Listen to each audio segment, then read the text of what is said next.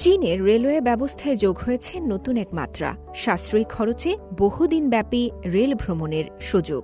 বয়স্ক পর্যটকদের কথা মাথায় রেখে চালু হয়েছে নতুন budget friendly tourist train service. গেল মঙ্গলবার দক্ষিণ পশ্চিম চীনের সিচুয়ান প্রদেশের রাজধানী চ্যাংতু থেকে যাত্রা শুরু করে এই বিশেষ ট্রেন, যার গন্তব্য উত্তর পশ্চিম চীনের প্রাকৃতিক সৌন্দর্যে ভরপুর উইঘুর স্বায়ত্তশাসিত অঞ্চল সিনচিয়াং। চ্যাংতুর আনচিং রেলওয়ে স্টেশন থেকে ৮৯০ জন যাত্রী নিয়ে যাত্রা শুরু করে নতুন ধরনের এই বাজেট ফ্রেন্ডলি ট্যুরিস্ট ট্রেন। এর মধ্যে ৭২৫ জনই ৬০ বছরের বেশি বয়সী। সাশ্রয়ী পর্যটন ট্রেন পরিষেবা পর্যটকদের শুধু পছন্দের তালিকায় স্থান করে নিয়েছে না, বরং বয়স্ক পর্যটকদের জন্য দীর্ঘ দূরত্বের ভ্রমণকে সহজ করেছে। ১৬ দিন ব্যাপী এই সফরে যাত্রীরা হোমো ভিলেজ, থিয়ানচি সেনিক এরিয়া সহ সিনচিয়াংয়ের বিভিন্ন দর্শনীয় স্থান ঘুরে দেখবেন।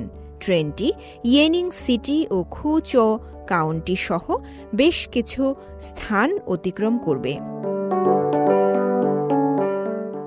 ট্যুরিস্টদের জন্য তৈরি এই বিশেষ ট্রেনটিতে আছে ১৬টি ক্যাটাগরিতে ৪৬টি আধুনিকীকরণ ব্যবস্থা। এতে একটি ডেডিকেটেড মেডিকেল রুম রয়েছে। নতুন ডিজাইন করা বিনোদনমূলক গাড়িটি যাত্রীদের তাদের প্রতিভা প্রদর্শনের সুযোগ করে দেয়, যা বয়স্ক পর্যটকদের ভ্রমণের অভিজ্ঞতা বৃদ্ধি করে। আমি হার্ট স্লিপার নিয়েছি। পুরো ট্রিপে খরচ হয়েছে মাত্র ৫,০০০ ইউয়ানের একটু বেশি।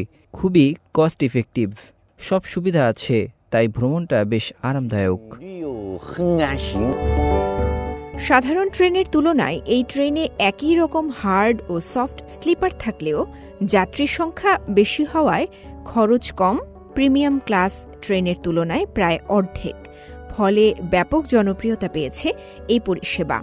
৪টি নির্ধারিত ট্রিপের সব টিকিট এরই মধ্যে বিক্রি হয়ে গেছে।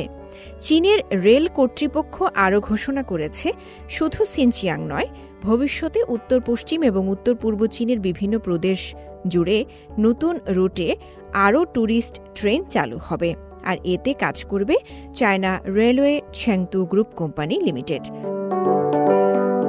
সরকারি তথ্যানুসারে চীনের সরকারি কর্মসূচি অনুযায়ী এই উদ্যোগের উদ্দেশ্য হল বয়স্কদের জন্য আরও বন্ধুত্বপূর্ণ, পরিবেশ বান্ধব ও স্বাচ্ছন্দ্যময় ভ্রমণ ব্যবস্থা নিশ্চিত করা। এতে করে দেশের পর্যটন বাজার যেমন সমৃদ্ধ হবে, তেমনি প্রবীণদের জীবনযাত্রাও হবে আরও আনন্দময়।